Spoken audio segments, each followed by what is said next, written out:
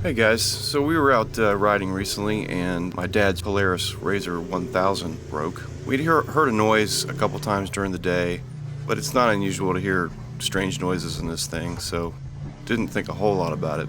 It was mostly on deceleration going down hills. You'd hear this clanking sound, but basically all it did is it just shut down. It's like somebody turned the key off. And when we'd go to start it back up, the starter would spin, but it was not engaging at all. So just after we fall in this ditch here, I'm going to show a little video of the sound, and you'll kind of hear it. It sounds like a clacking sound.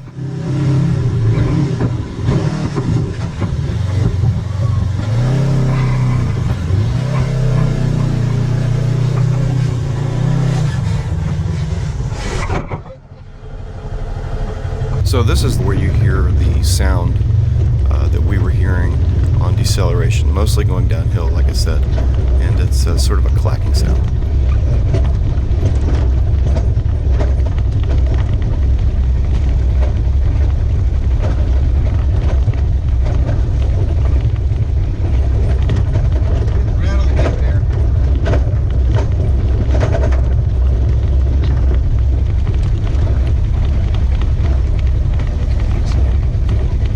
So the first thing Dad did was take apart the case that has the starter clutch in it, and just to see what was going on with the starter.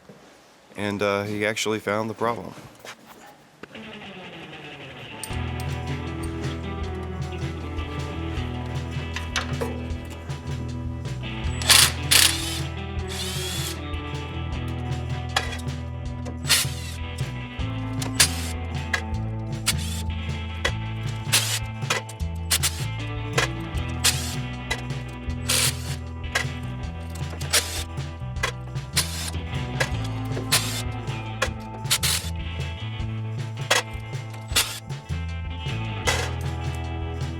Look.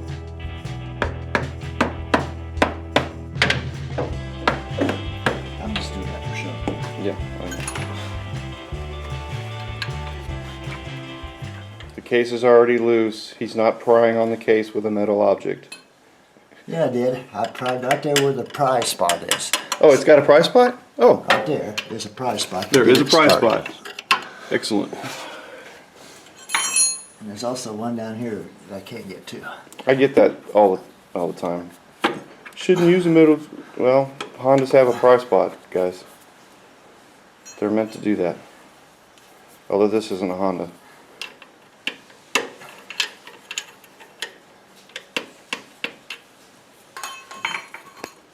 It's all magnet now. Yep. It's all magnet.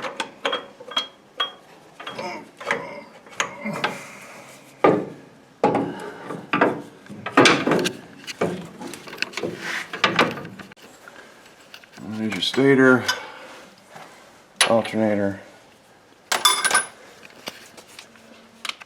flywheel.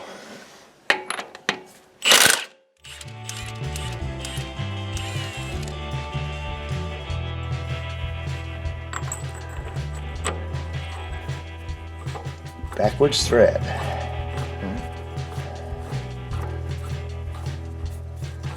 Just remember that when you go taking it off. Yeah, right. I went and got a wrench trying to take it off the other way.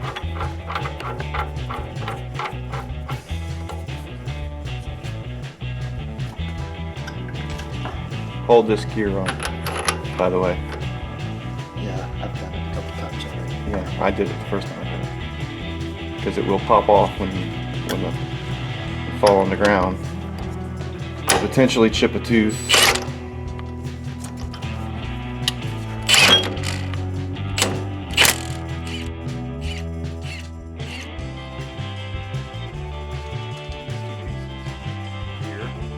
And this whole assembly come off together as one piece. separate like that. All right, so then that piece, the back gear just pulls right out, just like that. When you turn it. When you turn it, yeah. Twist it a little bit, comes right out. Those were. That was what was in there of those. And you can see there's a little bit of rough there. That's from those getting stuck between the gear and this piece and running in there, the heads of them. And then they were totally sheared off, as you can see. There was 3, but I don't see the other one. Yeah. It's laying right there. Laying on the ground there. Yeah. Yeah, those were running around in there like that. Yeah, just exactly like he just had it shown there.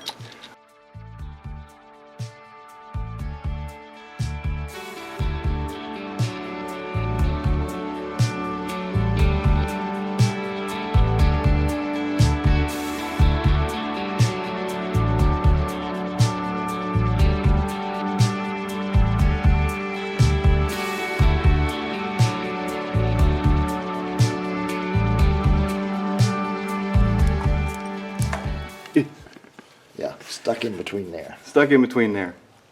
And because this plate was then, didn't have anything holding it on, it was just freewheeling in there whenever you turn the starter. Yep. Whereas, show them how that sprag works. See, it turns one way. It's a one-way sprag. Turns that way easy, but it does not turn that way. So basically it was just a matter of replacing those bolts and cleaning up the debris. And you said there wasn't a lot of medical particles or anything in the case at all. Very little. I mean, there was a little bit right down here. Yeah. And you can see what spread around the magnet area. Yeah. There's some wiped off of it. One other point about this while I'm thinking about it, my dad just said something important. If you're doing this job and you have this problem, don't assume it's a starter to begin with, because getting the starter out is a real bugbear. And you can go here and check and see if it is a problem. Yeah, it's a lot easier to take this case off than it is to take the actual starter out, which is mounted with horizontal bolts back there this way. The top one looks like it's pretty easy to get to. The bottom one is actually buried in the case there, and would be a problem. So I'd say that's the first thing to check before you assume that it's the starter that went bad. Pull that cover off. Just pull that cover off. It's what, 1, 2, 3, 4, 5, 6, 7, 8, 9, 10, 11, 12, 13 bolts. 14 count the sensor. And the sensor was 14. So much easier to do that. It even looks like this gasket's fine. It's missing a little bit right there. Let's put a little goop on there. So that's a lot easier. Of course, you have to have the tool to pull the puller tool to pull the flywheel. And from what we've discussed, we think it's stopped, the engine stopped, perhaps because that sensor reads off of this, doesn't it? Perhaps a little schmooze or a little piece of metal got in there and tripped that sensor, and it said, nope, something's wrong, shut down the engine. It actually reads off these little magnets. I think it reads off these little magnets.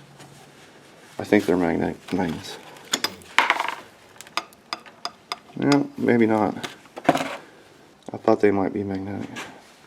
Anyway, it's a hall sensor. It's a speed sensor is all it is. It's called a hall sensor. I think it's a crankshaft sensor. Yeah, I know. It reads the speed. Yeah. It reads any change in that speed is gonna say, hey, something's wrong.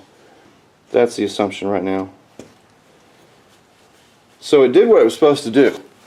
It shut itself down before it really detonated before it grenaded. And because I have seen some videos where the crankshaft actually gets marred up and has to be replaced, and of course that's basically the engine out. That's a total engine rebuild at that point. So that sensor potentially did its job. So we're assuming this is from the factory, and you can see absolutely there was no Loctite on these fasteners. Now, it's possible that somebody could have been in here at some point before you got it. That's the factory gasket. Yeah, that is a factory gasket. No, that's the factory gasket. So, Polaris, what the deal, man? Seriously. No Loctite on these bolts? These are, you know, on a rotating item? I don't know. I think he was blue. The guy that assembled the engine. That's him. Yeah, there's your there's his mark. You're in trouble, buddy. Okay, will this thing start? Who knows? I don't believe so. Let's see.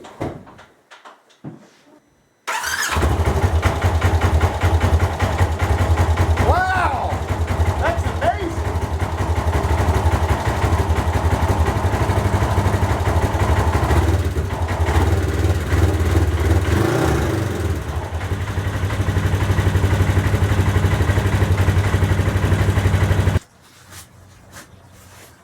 Take off, buddy.